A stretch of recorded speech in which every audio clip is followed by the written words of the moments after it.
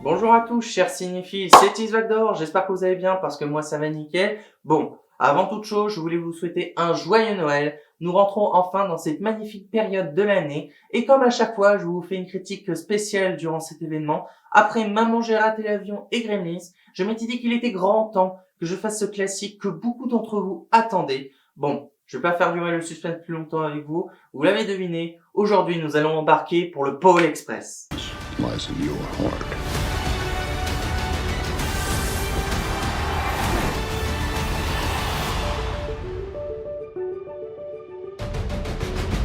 Le Pôle Express est un film d'animation et d'aventure sorti le 1er décembre 2004 et réalisé par Robert Zemeckis. Pour ceux qui ne le connaissent pas, il est connu notamment pour avoir fait la trilogie de Retour vers le futur, Solo Monde, Forrest Gump, ainsi que du film Qui veut la peau de Roger Rabbit. Nous allons suivre le récit d'un jeune garçon qui va se mettre à douter sur l'existence du Père Noël. À la suite de cela, il sera invité à embarquer dans un train mystérieux appelé le Pôle Express qui part en direction vers le pôle Nord. À mesure que le Pôle Express s'enfonce dans des comtés enchantés, l'aventure est au rendez-vous et les jeunes passagers prennent conscience de l'étendue de leurs dons. Depuis que je fais des critiques sur ma chaîne, à chaque fois que je rentre dans cette période, l'un des films qui est le plus recité à chaque fois est le Pôle Express avec Maman j'ai raté l'avion et Gremlins. Sauf qu'à chaque fois, ces deux-là arrêtaient pas de gagner. D'ailleurs, si ça vous intéresse, je vous invite à aller voir les deux critiques que j'ai fait sur cette chaîne, sur ces deux films. Si vous voulez les voir, elles sont dans la description. Mais je sais pas ce qui s'est passé cette année, mais il y a eu beaucoup de personnes qui se sont mobilisées pour mettre en avant ce film. Mais également une personne qui a permis à ce film de pouvoir apparaître en critique, à savoir Adji. Tu te reconnaîtras dans la vidéo, petit clin d'œil. Mais en tout cas, j'étais très content que ce film gagne le sondage. Et ce qui m'a permis de pouvoir revoir ce film, parce que de tous les films de Noël que j'ai pu voir dans ma vie, le Pôle Express est l'un des rares films qui m'était donné de voir. C'est-à-dire que je l'ai vu à peu près il y a 10 ans. Et pour les besoins de cette vidéo, j'ai dû bien sûr revoir ce film avec plaisir. Et maintenant que j'ai pu le voir, je vais pouvoir vous donner mon avis avec un point de vue d'aujourd'hui. Bien évidemment, je vais vous dire ce que j'ai aimé ou pas tout au long de cette vidéo. Et comme à chaque fois, on va d'abord commencer par l'histoire du film. On perd pas de temps, allez, let's go. J'ai beaucoup apprécié la durée de ce film, c'est-à-dire qu'il ne cherche pas à développer des choses très compliquées ou se perdre dans des idées farfelues. Ce qui est intéressant, c'est que le film rentre tout de suite dans le sujet en mettant les bases de manière simple et précise, contrairement à d'autres films que je vous ai présentés récemment, par exemple pour le film Vaiana 2 qui perdait 40 minutes juste pour mettre le contexte, alors que là, le contexte est expliqué en à peu près 10 minutes et permet par la suite de proposer une aventure avec beaucoup de rythme et une très bonne immersion pour les spectateurs au travers d'un développement de personnages avec beaucoup d'humanité tout en proposant des thèmes très profonds autour de la magie de Noël, également de notions très intéressantes sur le développement de personnages, autrement dit sur le fait que les enfants doivent grandir, qui a été très bien amené dans ce film et qui permet d'avoir un intérêt sur les personnages qu'on suit. Et c'est un élément que j'ai beaucoup plus apprécié aujourd'hui, sachant qu'on est beaucoup plus intégré à l'histoire et qu'on a plus d'intérêt sur les morales qui sont racontées, parce que quand on est petit, ça nous passe un peu dessus. Et malgré le fait que le film a plus de 20 ans aujourd'hui, ce que j'ai beaucoup aimé également, c'est sur sa qualité visuelle. Contrairement par exemple au film Gremlins, qui avait quand même un peu mal vieilli, ce qui est fort avec ce film, c'est que la qualité visuelle est toujours au rendez-vous. Je trouve que certes, c'est une patte qui a légèrement vieilli, mais contrairement à d'autres films, elle a plutôt bien vieilli avec le temps et franchement, elle me fait toujours de l'effet. Je trouve que le film est visuellement très beau, proposant des décors d'une très grande qualité qui sont magnifiques et proposant, comme je l'ai dit, une très bonne immersion. Le seul bémol que j'ai constaté, c'est sur le chara-design des personnages.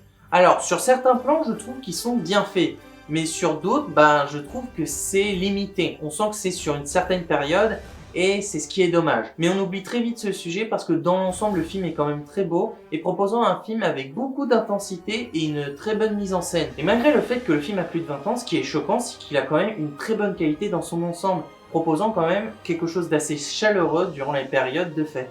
La musique de ce film est signée Alan Silvestri. Alors, pour ceux qui ne le connaissent pas, il est connu pour être le compositeur de Ready Player One, Forrest Gump, la trilogie Retour vers le futur, Avengers Infinity War ainsi que Avengers Endgame, The Wild, La nuit au musée ainsi que du film Predator. La chose appréciable à l'égard des compositions de ce film, c'est que tout au long, on a le droit à des compositions classiques des fêtes de Noël qui sont toujours très appréciées et qui ont été retravaillées avec quand même de l'intérêt, Mais au-delà de ça, le film a su proposer de magnifiques compositions qui sont toujours aussi belles à l'écoute aujourd'hui, proposant une très bonne immersion pour les spectateurs et qui font écho aux différentes morales qui nous sont enseignées tout au long du film, plus précisément sur l'esprit et la magie de Noël. Cela a été quelque chose de très fort, franchement j'ai beaucoup apprécié les compositions qui ont été faites, et ça ne m'étonne pas étant donné la personne qui a été en charge des compositions. Pour ce qui s'agit des personnages, malheureusement on retrouve quelque chose qu'on retrouve à peu près dans beaucoup de films que je vous ai présentés tout au long de cette année, à savoir sur le fait qu'on remarque qui est mis en avant et qui est mis en retrait. Déjà, ce qu'on sait, c'est que les personnages qui sont mis en avant, c'est vraiment les personnages principaux qui sont constitués de 5 personnes, malgré le fait qu'il y en ait un qui est assez détestable, je trouve, il est un peu pénible sur les bords. Et pour le reste, ils sont là juste en tant que spectateurs. Mais à travers tous ces personnages, celui auquel j'ai eu le plus d'intérêt, c'est sur le personnage principal. En effet, l'histoire se concentre autour de lui, sur les doutes qu'il a à l'égard de la magie de Noël, sur le fait de devoir grandir, et qui est quand même quelque chose de très intéressant et qui est très bien amené par son immersion autant visuelle que sonore, mais par-dessus tout, sur la mise en scène qui a été mise en place et sur le développement de ces personnages. Et c'est un élément très intéressant à l'égard de ce personnage parce qu'on connaît vraiment le strict minimum à son égard. Mais cela n'a pas empêché d'avoir vraiment de l'intérêt avec lui ainsi que ses interactions avec les autres personnages principaux et qui permet au travers de ces interactions d'avoir de l'attachement à l'égard des autres personnages. Et c'est une chose réussie due par l'interprétation des acteurs de ce film. Ce qui fait que les acteurs de ce film méritent une note de 4 étoiles sur 5. Pour commencer, nous avons eu la présence par exemple de Tom Hanks, un très grand acteur. Pour ceux qui ne le connaissent pas, il est connu par exemple dans Seul au monde, Forrest Gump, Terminal, Philadelphia, La Ligne Verte, Il faut sauver le soldat Ryan, ainsi que dans tous les films de la saga Toy Story. John Hutcherson, si vous le connaissez pas, je vous l'avais présenté par exemple dans ma critique de Five Nights at Freddy's, d'ailleurs si vous voulez la voir, elle est dans la description. Mais au-delà de ça, il est aussi connu par exemple pour avoir joué dans la saga Hunger Games. D'ailleurs, je vous ai fait aussi une critique sur le premier Hunger Games.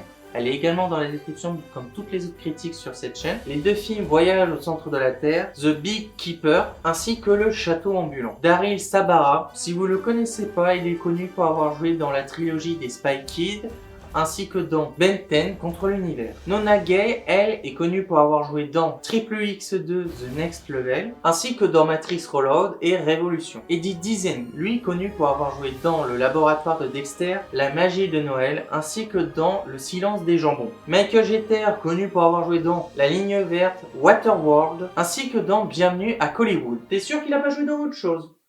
Ben non, il a pas joué dans autre chose. Non, t'es sûr?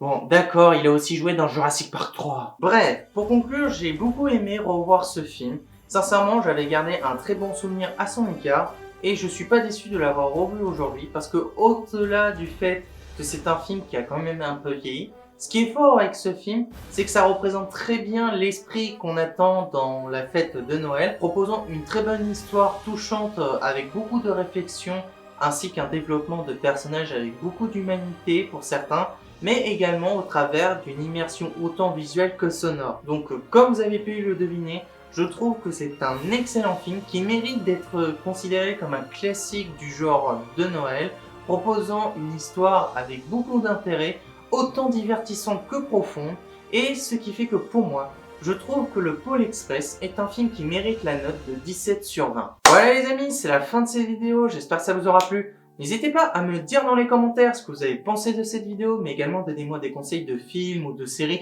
à faire en critique, ou d'autres conseils de vidéos si vous voulez voir autre chose un jour sur cette chaîne, voire même d'autres jeux si vous voulez voir d'autres critiques, voire d'autres let's play sur la chaîne. Mais en attendant, je vous invite surtout à vous abonner à ma chaîne, ce sera un énorme soutien pour moi, de liker cette vidéo comme toutes les autres et de partager ma chaîne avec vos amis, avec votre famille ou avec qui vous voulez. Et on se retrouvera très vite pour une prochaine vidéo critique, réaction ou jeu vidéo. Et sur ce, je vous dis à la prochaine et salut, bye.